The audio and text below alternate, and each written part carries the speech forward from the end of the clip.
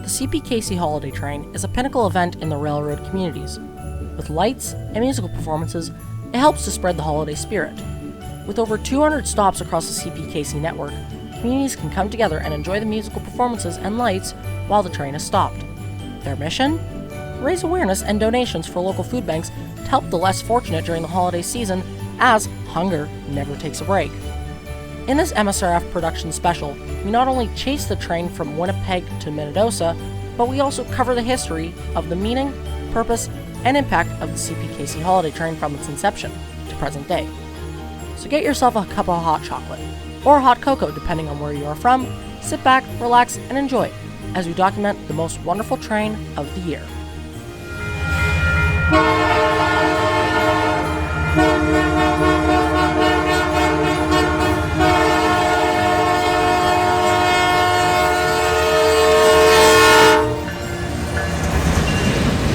It's December 3rd, 2025, and the MSRF Productions crew is on location in Winnipeg for the arrival of CPKC 0H1. 0H1 is the holiday train designation for the CPKC system while it's on its own tracks. It is arriving over an hour late after hitting a broken rail just outside of Dryden, Ontario, and this is where the final stopover for this portion of the trip will be. This is where the music performance will take place before its layover at Weston Shops, located in the north end of the city, where both electrical and mechanical maintenance will take place, in case of any brake rigging or LEDs that need to be fixed. Engineer JJ was the one at the helm of the train arriving into Winnipeg, with lots of bells and whistles for the little kids and people standing close to the tracks. With the train now stopped, how about let's take an up-close look at the lights.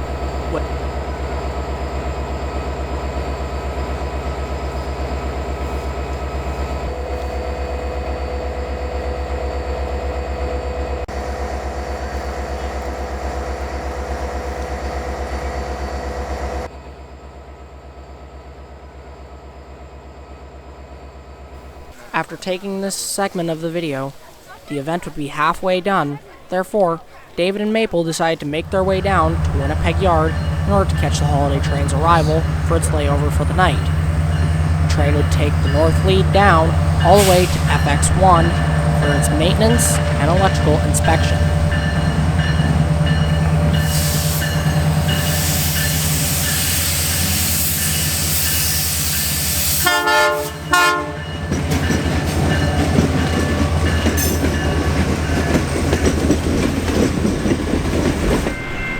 That would be later on into the week, on December 5th, where we'd find ourselves at Meadows, catching the first glimpse of the CPKC Holiday Train on the Carberry subdivision.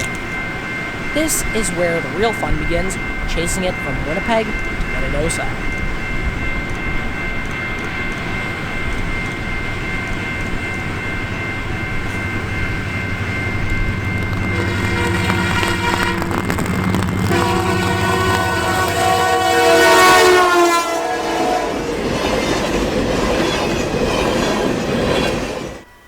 After getting a beautiful 50-mile-an-hour shot at Meadows, we decided to highball it down to Marquette in our 2018 Jeep Wrangler Sahara. This 3.6-liter V6 is an amazing chase vehicle, while the Jeeps are now being placed as the official vehicles for MSRF Productions.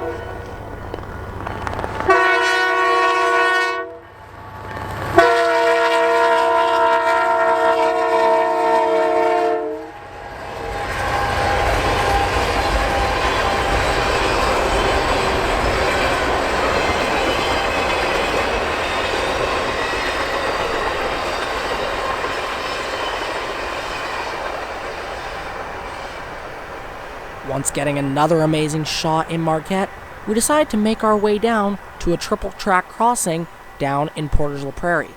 This is where the engineer noticed that we were some of the good foamers chasing the train, therefore he was kind enough to give our cameras a show of the amazing sounding horn on 2249 coming into Portage.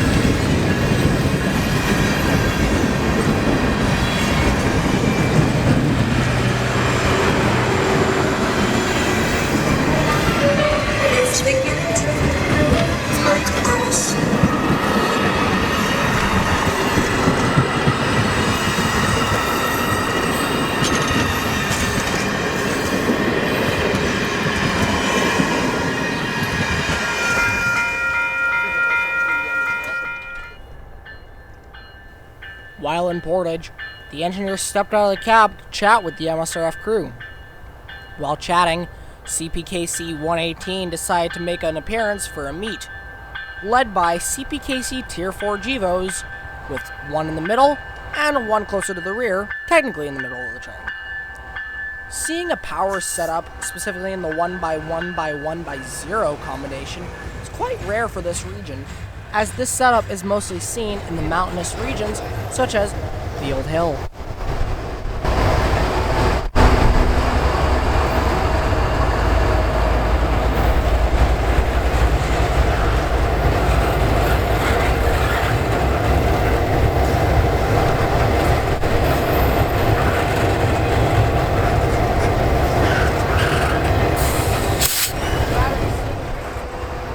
After chatting with the engineer, MSRF Productions decided to make a break for it and run west to the Minnedosa sub just after mile 19 after Westburn for our first shot of a holiday train on this portion of the journey.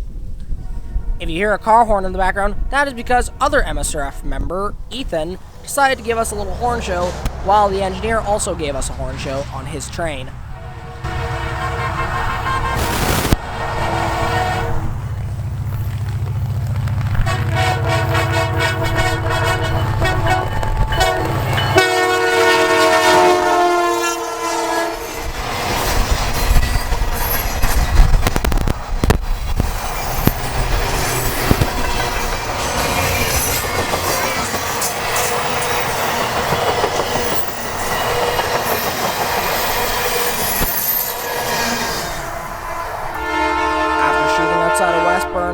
The crew decided to make its way down to Gladstone, where we met up with Ethan once again and shot the wooden Manitoba Pool grain elevator. This grain elevator is one of the last active wooden grain elevators that is still in active revenue service, especially next to a railroad track.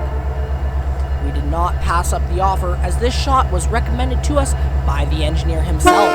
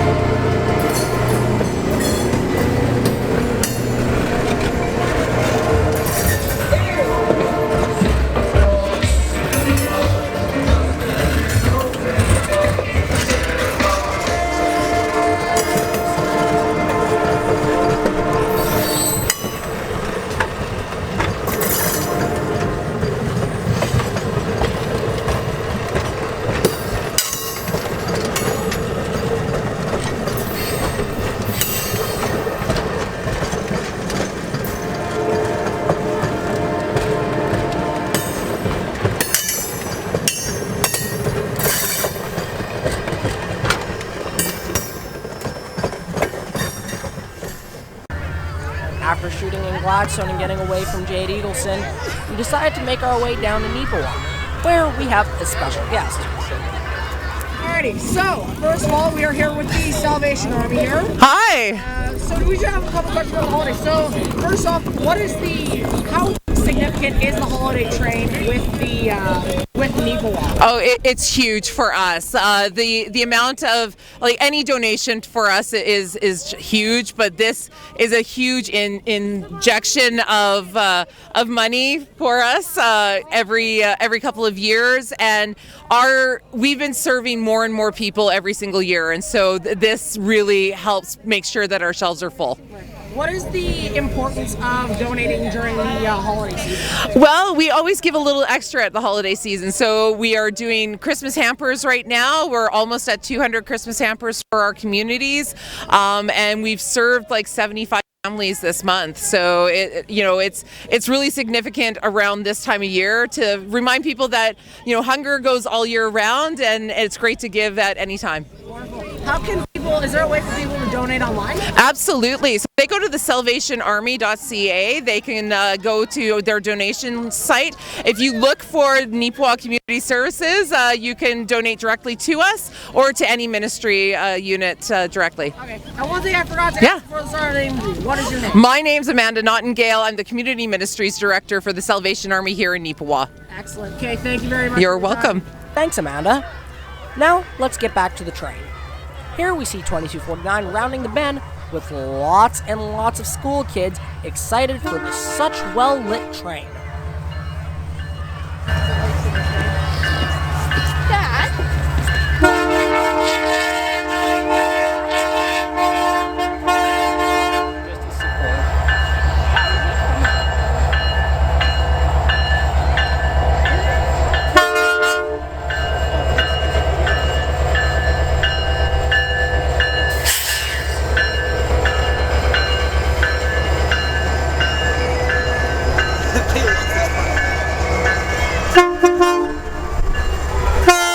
Wait, the horn's on the back?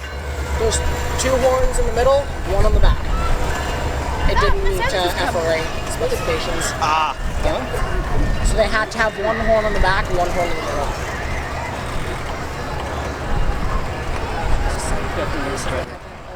After shooting this, we decided to get some hot chocolate and make our way to the exit of Neepawa. Here the engineer gives us another fantastic show of horn with no signs of slowing down and doing everything track speed.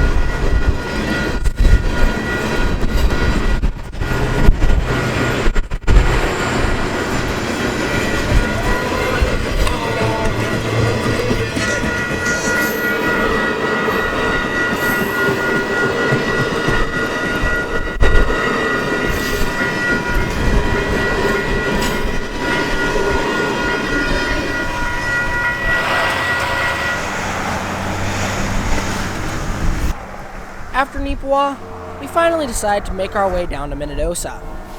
Here in Minnedosa, we found ourselves next to a very old CPFP7, which is one of the last of its kind in Canadian Pacific paint in preservation.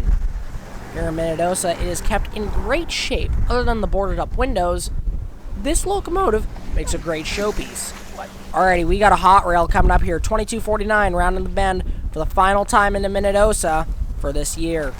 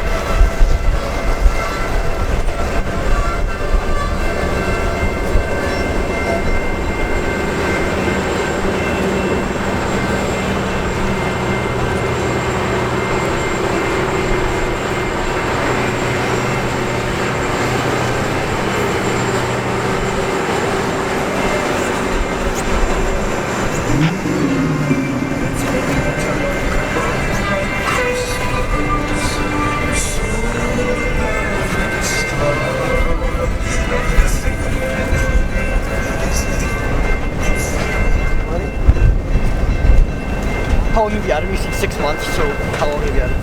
I had him for about 4 weeks. Oh, he would have been so tiny. Oh, he was horrible. Yeah.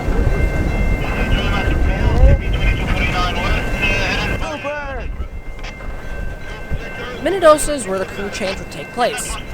With a fresh crew in Minnedosa, now the train can make its way all the way to Saskatchewan. Here we are along the Yellowhead Highway. This is where we will watch the train cross the bridge into the darkness of the night.